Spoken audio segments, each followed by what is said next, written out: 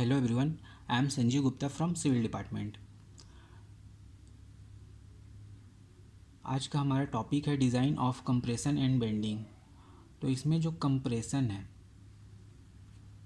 इसको समझने के लिए इससे पहले हमको स्ट्रेस को समझना होगा। तो स्ट्रेस होता क्या है? Stress is the internal resistance offered by the body to the external load applied to it per unit cross section area. जब किसी भी स्ट्रक्चर में या किसी भी स्ट्रक्चर के पार्ट्स में, जैसे लोहे की छड़, कॉलम, बीम एट्सेट्रा, जब इन सभी में कोई बाह्य बल कार्य करता है, ठीक, जैसे मान के चलिए ये हमारा ए बी एक बॉडी है, इसमें बाह्य बल इस एंड में और इस एंड में पी, बाह्य बल पी कार्य कर रहा है, ठीक।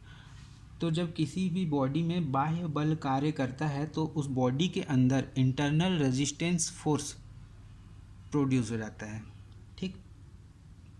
जो बाह्य आंतरिक प्रतिरोध बल उत्पन्न हो जाता है, जैसे कि यहाँ हम देख रहे हैं।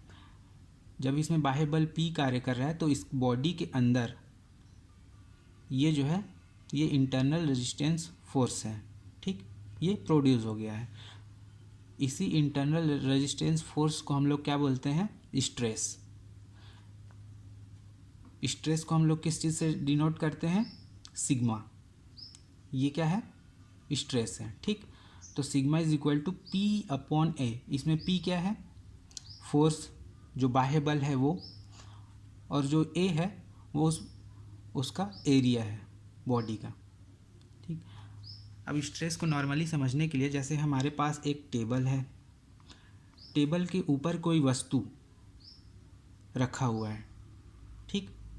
टेबल के ऊपर कोई वस्तु A रखा हुआ है जिसका वेट P है या W है, ठीक। तो ये क्या कर रहा है? इसका जितना वेट है, एज्यूम कर लेते हैं हम, इसका 10 किलोग्राम का इसका वेट है। तो जब बॉडी टेबल के ऊपर हम इस वस्तु को रखते हैं तो क्या होता है? टेबल भी एक इंटरनल रेजिस्टेंस फोर्स लगाता है, जिसके वजह से जो हमारा सामान है वो टेबल के ऊपर स्टेबल बना रहता है। तो जो टेबल है वो जो अपोजिट डायरेक्शन में, इसका जो वेट है 10 kg, वो किस